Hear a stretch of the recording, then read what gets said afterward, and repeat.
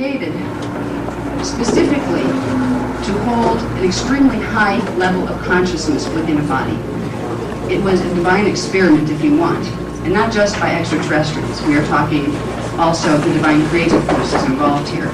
We were created as a race called the Taurinaceans. The Taurinacean race were like the crown jewel in the interstellar races.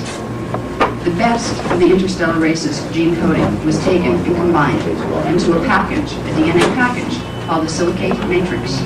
It was a 12-strand DNA package. With that package, the abilities that we would think only gods could possess were ours at one time. The body was immortal. It did not die.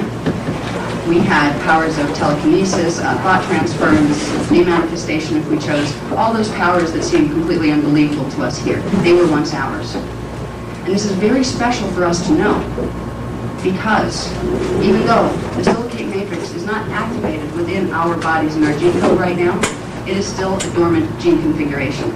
Every one of us in this room has a part of the silicate matrix. Some of us have all of it. And those who do have any of it can begin activation of the silicate matrix, to begin bringing back to us what was once ours and what was taken away from us.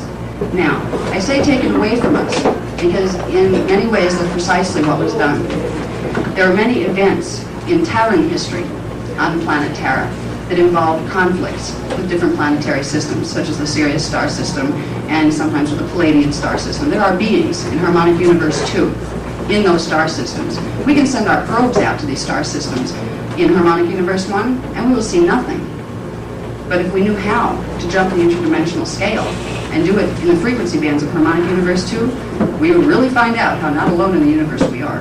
They know about us, we just don't know about them right now. And part of what is being done in this time period is bringing this knowledge back to us so we can have a clue as to what we're really dealing with in our evolution, because it's becoming very important for our survival and we start to understand. So, for a moment, just think about what it might mean. You didn't come out of apes, you didn't come out of the early man, they actually came out of us. They were experiments with combining what we were with animal forms. What does that mean to each one of you? Once upon a time, you were actually part of a race, and you still are, that had immortality, that had a true connection to the divine, where consciousness could span galaxies and knowledge was huge compared to what is available to us here. It means that each one of you have a potential to reach back and reclaim that inside of you. And there is a process, a specific process that can be used to do this. And it's called activating the silicate matrix. We will do that. Now, in the workshop that I'm going to be giving after here, we will get into the silicate matrix and we will get into the structure of the gene code and multidimensional identity and how you can begin integrating the higher dimensional aspects of your consciousness, which will begin to create transmutation in your body forms so that you will begin to become what your imprint holds as your potential. But for now, I would rather cover some of the history and what has happened here, because we are at a point, a crossroads, a juncture in time, that if we don't understand what's taking place here, this gift, this hidden gift that we have carried for eons, we will not be able to use, maybe ever again. So it's very important that we pay attention and we learn and we understand where the things we've been taught to believe have come from. Now, our race was seated here originally not because it was a plan to do so. It was a rescue mission. On the planet Terra, 550 million years ago, there was a cataclysm, and it was brought on by corruption within certain strains of the Taurinacean race. These stories have been encoded within our biblical texts as a fall of man and all sorts of different mythological representations. But there was a cataclysm, and it ended up creating a situation where in order for the beings involved in that cataclysm, whose identities became fragmented within the multidimensional fields, they lost their structure of the Taurinacean form. It's like being blown apart, not just your body, your consciousness too. They had to be reassembled so they could re-evolve back into what they once were. There was a plan called the Amente Rescue Mission. The word Amente comes from Terra. It's a part of Terra associated with a continent called Mu that was also on Terra. The Amente Rescue Mission began 550 million years ago, and we are part of that rescue mission. We are a stage in that rescue mission. The rescue mission involved seeding various root races and cloister races, which were races that held higher gene codes that would keep that potential alive within the genetic base here. And these races had to be seeded 3 different times. We are the 3rd seeding because twice it didn't work. Twice there were cataclysms here that made it have to start all over again. And this can happen again. We're going to have to start all over again. And they don't know if they will do what is necessary to have that happen again, because it's been so hard to get us to evolve this high. That's why they're intervening now. All right? Now, all of our, what we consider our ancient history, which is really recent history when you're comparing it to 550 million years ago, there's a lot of pieces of this knowledge hidden in different places, in different religious systems and spiritual perspectives. There are secrets. This is why one of my books is called Secrets of Amente. These are the secrets of how we got here, why we're here, and if we know why we're here, we know where we're going. There's an evolutionary blueprint we were intended to fulfill, but we don't know it here anymore. Well, the Secrets of Amente have held that as a secret, hidden truth of the human lineage for a very long time, and those secrets are being revealed now. In order to create the Amente rescue mission, a thing called the sphere of Mente was created. It is a morphogenetic field, a blueprint, a pattern for matter manifestation. Now everybody has their personal blueprint upon which their body and their consciousness manifests. This was a large-scale blueprint, a race blueprint, that would allow the original 12-strand gene code to be entered here onto Earth in Harmonic Universe 1 and slowly put itself back together through the evolution of the root races. That is what we are part of, whether we know it or not. That is what our existence on the planet is about right now. When the sphere of Mente was created, there were forces within the higher universes that liked the plan, and there were those that didn't. There were battles fought, 2 major ones. One was the Electric Wars, and there was another called the Thousand Years' War, that were fought over whether or not we could even have the chance to evolve here. And the ones that liked us won. The Guardian Alliance is part of that organization. Because there was so much chance of this mission being raided and destroyed by the other forces that did not want us to evolve here, there was something called the Ark of the Covenant that was created in order to protect the sphere of Amente blueprint. Now, if you can visualize the sphere of Mente, imagine a spherical form of energy. It's made of crystals. Think of crystal clusters, but really fine energy particles. Crystalline light, because that is what it looks like if you were to see it. It was a thing, a construct of energy. It just like your body is a construct of energy. So we're not talking about a hypothetical thing. We're talking about a real item. Well, this item had to be put someplace to keep it out of range of being destroyed by the forces that wanted it to be destroyed. The Ark of the Covenant was originally called the Arch of the Covenant of Paleodor. The Paladorians were the group on Tara, the group of Taurinicians that survived, that created the Amente rescue mission. When we speak of the Ark of the Covenant here, we think of maybe Indiana Jones, and some of us realize there's a holy significance to it. That it has something to do with a covenant with God. Well, yes, it does, but it was also a covenant with the Paladorians, who were going to help us evolve back to the point where we could continue our higher evolution into God realization. So we now have the Sphere of Mente and the Ark of the Covenant. The Ark of the Covenant is a time portal passage bridge between the Earth's core and the Andromeda Galaxy. There's a certain planet that will not be revealed in which the Sphere of Amente was stored all of these years in order to keep it out of range of the Harmonic Universe 2 forces that wanted to destroy it. Now, this was good, but it also created problems, because for us to evolve and for us to be able to go back through to Tara and leave Harmonic Universe 1 and go back into the higher bodies and the immortal bodies, we need to pass through the Sphere of Amente. It works itself as a portal gate. In order to do this, the Sphere of Amente has to be at Earth's core. So it left a challenge here. It could be protected, our race evolution could be protected.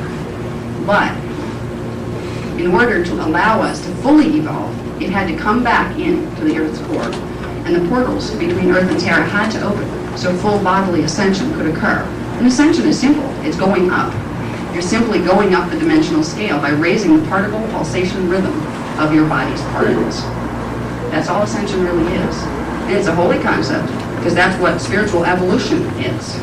And as you do this, you pull in more at one-ment with your source. So that it is a scientific concept and it is a religious concept all in one. There is no difference in truth between science and religion. So there was something associated with the Ark of the Covenant and the Sphere of Amente. It was called the Halls of Amente. The Halls of Amente are time portal passages that operate through the Sphere of Amente that open directly from Earth into the physical matter body of Terra. They're the slider portals. Just like in the slider series, you can be here, and if you have the right coding in your body through the gene code, if enough of the silicate matrix is activated in your gene code, you can go through, and you can end up on planet Terra, which, compared to here, would represent future time, because time, linear time, is really an illusion. Time is simultaneous in nature, and it represents stations of particle pulsation. That may be a little hard to understand, and we can get into that in workshops and seminars. But just understand that in Harmonic Universe 1, that would represent past to Harmonic Universe 2, which is a higher vibrational system. So if we move through a portal here into Harmonic Universe 2, we are going to our future. We're also going back to our past.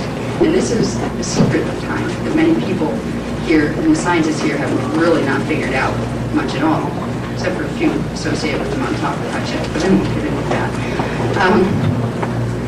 We're preparing for a monumental event.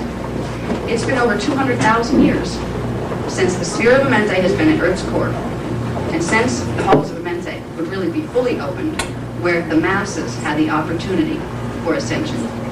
All through our development here, there have been religious teachings, mystical schools, little clusters of humans. There's certain ET races or certain of the guardian human races chose as their chosen ones, where they would give certain teachings that would allow them as individuals to participate in ascension. During Pharaoh Akhenaten's period in ancient Egypt, they conducted ascensions there through the Ark of the Covenant, because the Sphere of Mente was not at its core, but they could do it using certain energy dynamics and take them through the Ark of the Covenant itself and then through the Halls of Amente. There was a major disaster that happened with that in Akhenaten's period, and because of that, the Christ period had to take place. Now there's a lot of energy around the concept of Christ, Jesus Christ, whatever you want to call that embodiment of our hope, because that is really what that personage symbolizes to us. There are hidden parts of the story of Jesus Christ. They are all completely connected to the Amente plan and to our evolution. They were actually, within the story that we have received of who Christ was, there are three people interwoven into that story. The stories we read in our Bible are actually about three different people that got consolidated into one person. They were all good, and they all served their purpose within the ascension practice and getting the race ready to evolve into ascension. But there were three Christs, they call them. The first, I believe he was born in 12 BC? Yeah, 12 BC. He was called, quite simply, Jesuit 12. He was a 12th level avatar. Now, in the workshops, we'll get into what an avatar level consciousness is compared to other things.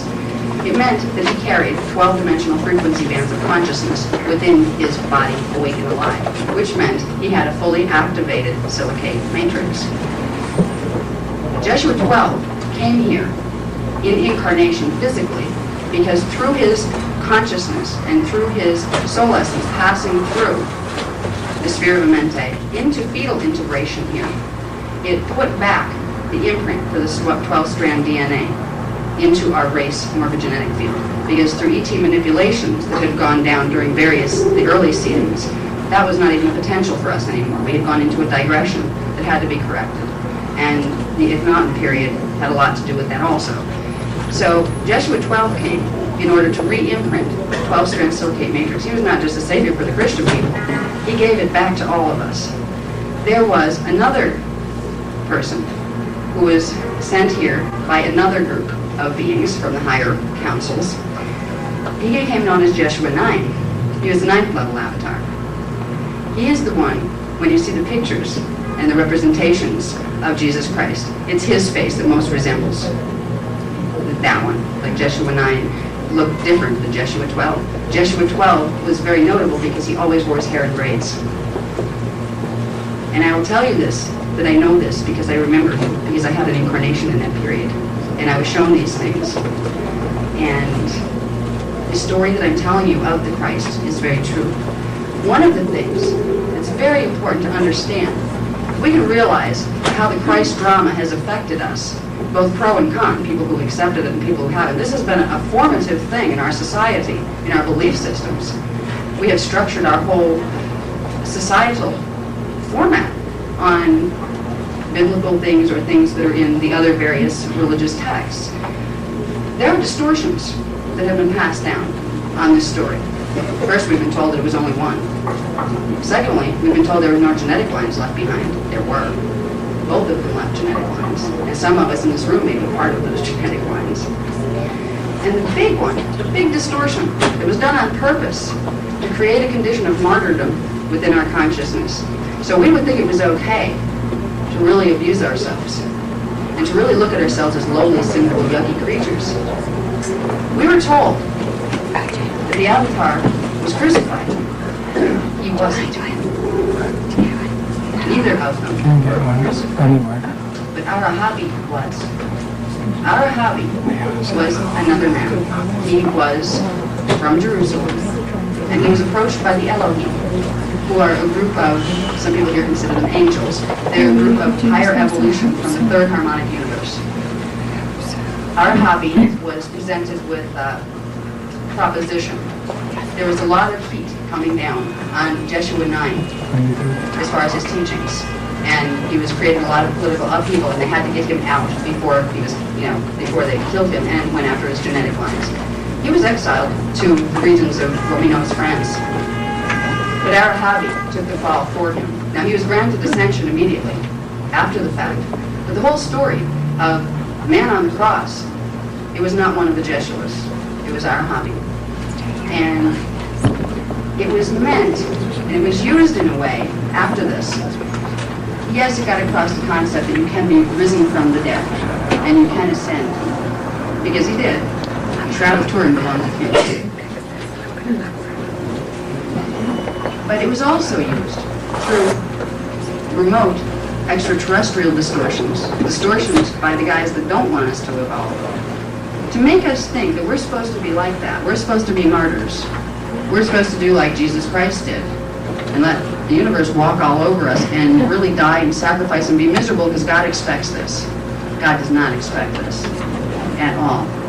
God adores and honors his creatures, whatever they are. That's one program we need to override. Because when we override it, then we won't be too humble or too programmed into disliking ourselves to say, hey, I have a silicate matrix. I was a God being once. Yes, you were. Open your hearts to it, and you'll start to find it. All right, I'm not going to go too much more into the Jeshuas. There's more on those stories. But I wanted you to understand that extraterrestrial involvement here has been all through the whole development of our ideological systems in all cultures, from the Sumerians to the Egyptians to all of the cultures have been affected by this. There's a higher evolution that has been giving us these teachings for very specific reasons. Most of them were good, but then you would have other forces of higher evolution, not that high, but high enough to mess with us, that would come in and they would twist part of those teachings or take them away. So we wouldn't have the whole story, or we'd have the wrong story. Because there are certain forces that want to keep us under their thumb. They don't want us to evolve back to what we were, because we can't be manipulated when we're God beings. So they want us to stay as a nice little slave race here that they can run around and do things on Earth. We don't have to put up with that. Now the forces I'm talking about here are basically two. It's in the classic stories of the Bibles, the forces of dark and light, which most religious doctrines of all sorts will tell you exist. There's a manifestation of those concepts involved with the ETs that are involved with our history. There are groups called the guardian groups, which are the higher evolution that have helped us evolve and that will continue to help us evolve. And then there are the dark groups who decided they don't want the competition. They like to play their games with control of other planetary systems and other life forms. If we get out there and have more power than they are because we have higher gene codes when we're fully activated, then they're in for trouble. Then they have to answer to us. And they've messed with us for eons. So they're a little bit afraid of what happens if we actually grow up, or wake up, and reclaim our power. Because then they have to contend with us. This group that I'm speaking about is called the Illuminati. And it began in the Orion star system.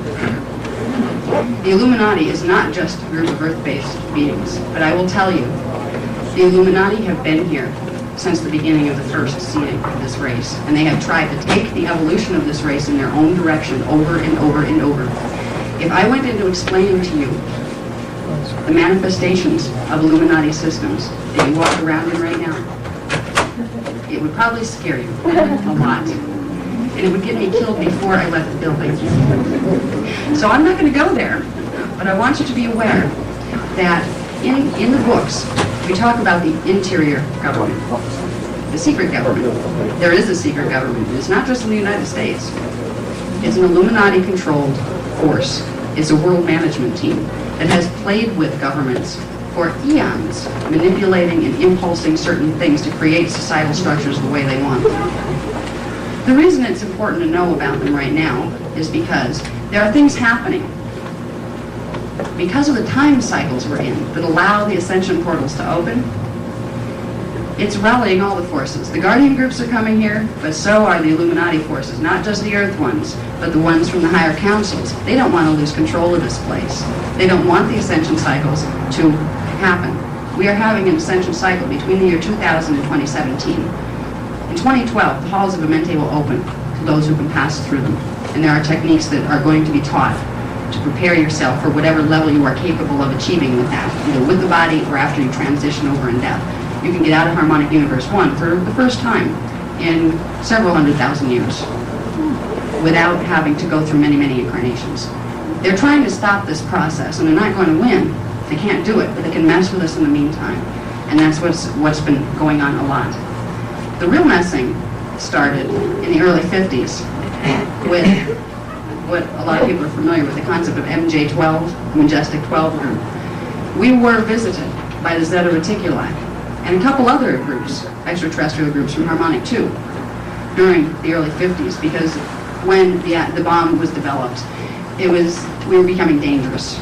And there was intervention offered on a very small and quiet scale to try to help us not destroy ourselves and other things in the universe.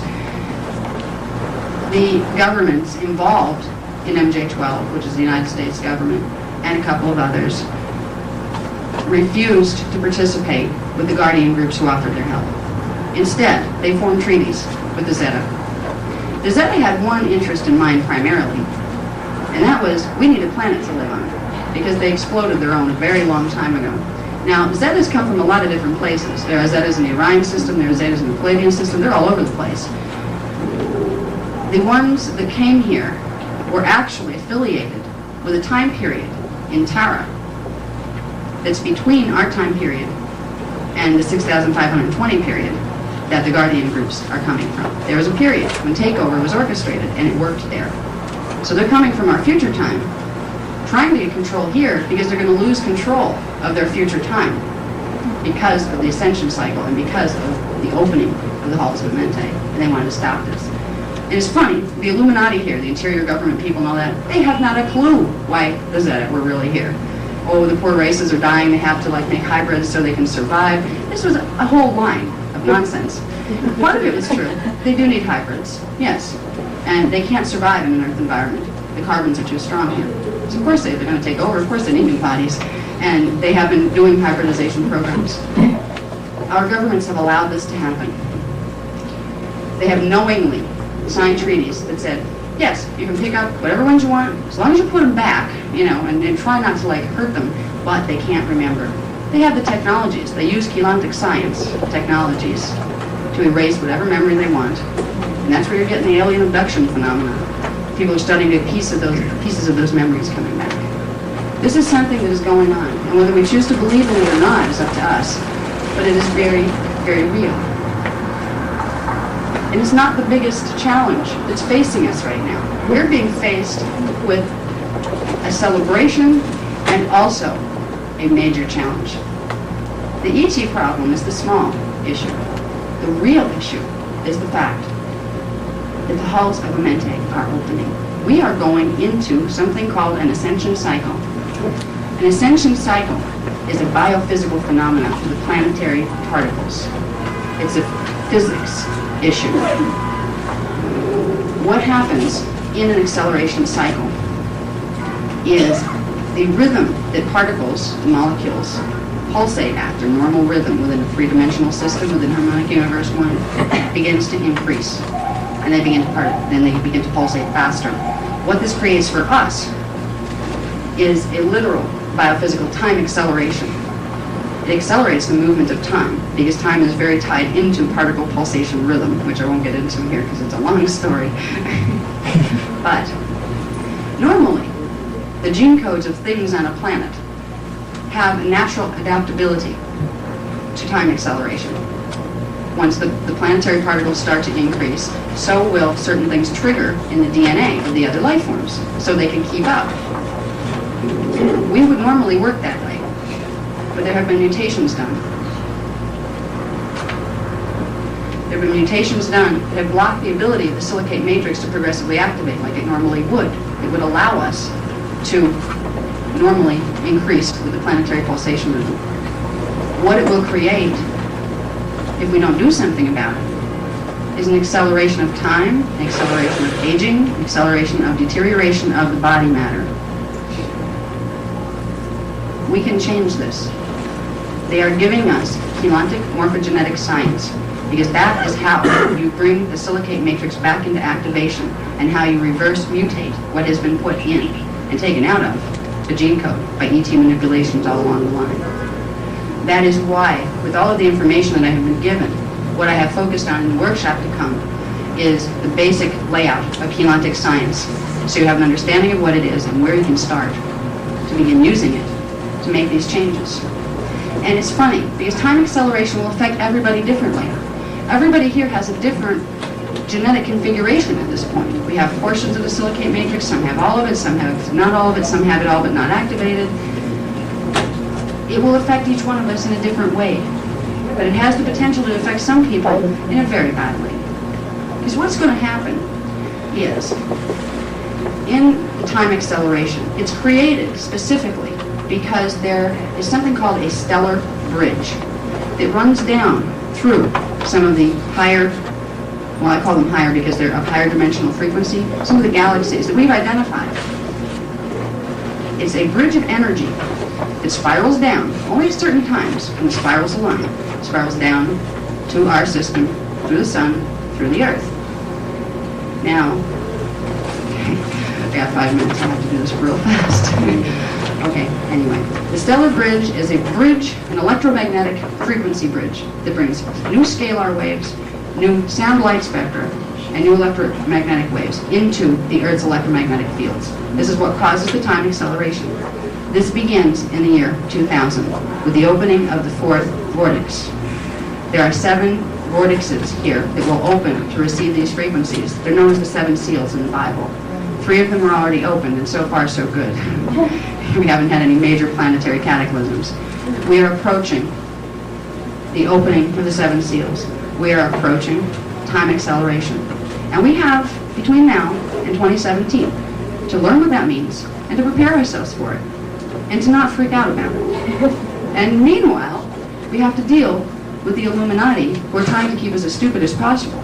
So we don't learn about this, because they don't really care if we have accelerated disease, aging, the whole bit. There's only certain gene codes they want to keep around anyway. They want to create here a one world order. And we're not going to let them. The guardian groups aren't going to let them. But it takes the people here too to start waking up. And that's what our information is about. That's what our books are about. That's why I am coming out publicly with the information. And I have like probably 2 minutes left here, so I have to go really fast.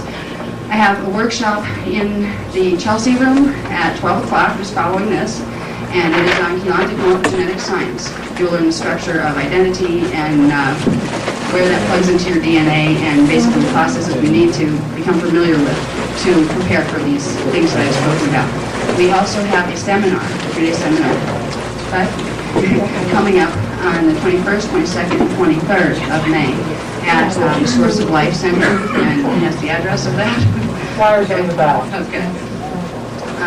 I also have been trained to give DNA analysis. There are certain techniques you can use to find out where you're at, to have it evaluated. You don't need microscopes for this, but you need to be able to use part of your own silicate matrix and the perceptions it gives you. I've been trained to do it, and for those who are interested, I do give private consultations at this point.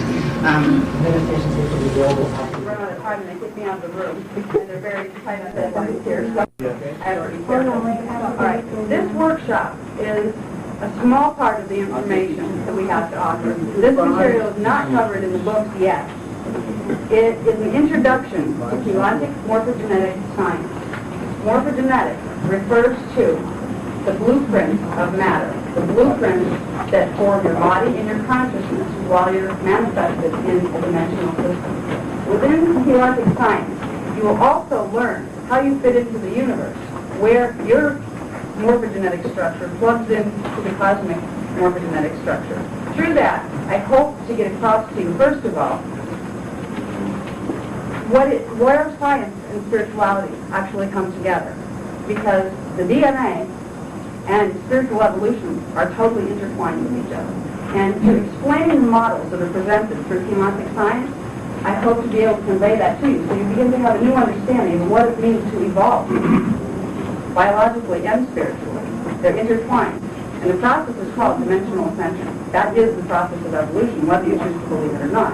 And this particular workshop is going to cover a bit of that process, how it fits into your body and your consciousness, and the different levels of your consciousness. This material is important because when you begin to understand your parts, you can begin to protect your parts from manipulation from sources such as the Illuminati, who have multidimensional access and can do things through your own bioenergetic field to impulse you to do what they want. You can learn to protect yourself quite easily once you understand your parts and what to do with them. And the parts I'm referring to are the subtle energy bodies that are part of your anatomy. Who is the Illuminati? Okay, the Illuminati is a very large group. Originally it started in the Orion star system. It's many extraterrestrials, also metaterrestrials, which are consciousness that are beyond physical body manifestation, but they're also the ones who run the secret government here, and they have for eons. So it is a force that works for the non-evolution of our species, where the guardian races I refer to are those that work for the continued evolution and higher evolution of our species. Okay, well, that was covered a bit in the lecture over there. Okay. All right, so let's try to get moving here. Now, Keylontic science. The point of union between the scientific and the spiritual perspective. It is basically, and this is the first definition they gave me for it. What is Keylontic science? It's the science of light, sound, the subconscious symbol codes, and the base codes of matter. Now, light and sound I've heard of, but this code thing I had no idea what they were talking about. As we progress through this, we'll learn about things called particle, particle, and particum, which are ultra-microparticles that form morphogenetic fields. We'll learn what codes are that are formed, groups of crystalline structures that are formed from these ultra-microparticles that make up the blueprints for every one of us and every matter form in the room. So when they're talking about codes, they're talking about crystalline morphogenetic codes that set the blueprint for matter manifestation and also your consciousness. It's important to understand where your body and your DNA plug into things, because the consciousness you will be able to hold in your body is completely determined by the level of activation you have in your DNA. Your DNA will block integration of higher parts of your identity unless it is activated. And this is where spiritual reality and biological reality become one. As you work with spiritual integration, what you're really doing is activating dormant codes of the silicate matrix gene code in the DNA. They're intimately intertwined. All right. The first thing we'll discuss basically the topics I would like to cover, and if we're lucky, I can go over that quickly. I know I have to talk fast, but I'm sorry. I would love to pace this much slower, but we'll never get to the end of what I would like to expose you to if I do that here. The seminar at the end of the month, we will do that. But for now, if you feel lost, don't worry about it. I'm trying to go for something called field saturation. I will throw as much information to you as I can, and you'll just grab the pieces that you can grab, and don't worry about the ones you didn't get, because they do fit together, and there's other things you can do to learn more about where they fit together. So if I'm going over your head sometimes, don't worry about it. The packages do help, because you can follow what I've been talking about, because it's in written form. So I'm just going to kind of blast it at you, and I'm sorry, I'm not always a typer, and don't always. It's okay. We're going to cover evolutionary context, the anatomy of cosmic structure. So first we have to know the bigger picture that we fit in. Then we're going to go into evolutionary substance. And this is morphogenetic field. They're the crystalline matrices, crystalline blueprints that everything in the cosmos is built upon. The dimensional structures themselves, the frequency bands that form the dimensional structures, are composed of crystalline matrices. And if you would think about what they would look like, just picture, imagine a crystal cluster. You know how all those crystal facets are all together like a quartz cluster? Imagine an infinitely immense one of those. But they are not just pieces of rock. They are actually energy units that are units of consciousness. So we're dealing with morphogenetic fields that are also fields of consciousness. They're not separate. Energy is conscious. Our scientists haven't quite figured that out yet, but every unit of energy possesses consciousness. All right. Then we're going to get into, this is the most important, so I may run through the other spots. We're going to get your cosmic connection, where the structure of your multidimensional morphogenetic field plugs in to the greater structure, and it does plug in. And this is where you get your divine connection. This is where you get a literal energetic conduit and direct connection to what is considered God, the central source of creation. So in understanding your parts, it'll help you to understand that relationship and to begin to really embrace it and work with it. Okay, we'll get into evolutionary mechanics a bit, which I'll cover more heavily in seminars because it is kind of complex. It is the science of dimensional ascension, of working with your DNA and your consciousness, integrating your higher consciousness in order to create a shift of dimension for the physical body itself. We are in, as I explained in the lecture, and some people weren't there, we are in harmonic universe 1. Harmonic universe 1, and I'll get into this a little bit more too, is composed of dimensions 1, 2, and 3. Our next step of evolution is going into harmonic universe 2 and the type of matter forms that the body will take in that universe. That's dimensions 4, 5, and 6. The science of dimensional ascension is the literal scientific processes and mechanics by which that transition from one harmonic universe into another, which is more highly evolved, occurs. It's the process we're all involved in unconsciously. It's time to start becoming conscious, and that's why they're given the information. Those of higher evolution who have done this, they understand it. They're reaching back in time so we can understand too. And the last thing I will cover is some things we can do to begin preparing our bodies for what comes down to an increase in frequency. We have to raise the frequency of our bodies. Now, what is body frequency? It's basically the rate at which your particles, your molecules, pulsate. And it's done by bringing in higher frequencies, which vibrate faster. You're raising your vibrations, you're raising frequency. And there are certain things that will help this process. There are certain very technical Keylontic science things that can't be taught here because it just takes too long to teach them. There's 6 courses that go with this that I'm being given. But for now, there are little things that we can do to begin the process and prepare for DNA activation. And that's what we'll cover. Okay, now, first things first.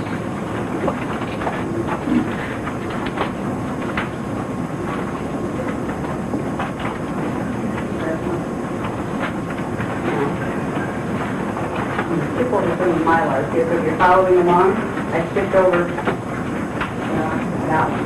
Okay? Because I'm trying to save time and go right to the starter. getting into the anatomy of cosmic structure on this one. The first thing to understand is when I talk about harmonic universes, I'm talking about a literal structure, a blueprint that the universe and the cosmos are structured upon. There's something called the time matrix, and that's inside of something called the energy matrix. And that is within a source called the Unitime by the Guardian groups. You can call it anything you want. It's really the nameless place. It is the Godhead, the God source, whatever you want to call it, that central point of creation. It is not somewhere we go to. We are taking place within it. Now, there are levels within that matrix of energy. The first one is the energy matrix. It is not a dimensionalized system. It is a level of pure, endless consciousness that has certain configurations. We don't need to worry about that because we're still in dimensionalized reality systems here, and there's a lot to go between here and the energy matrix before we completely become at one with the whole of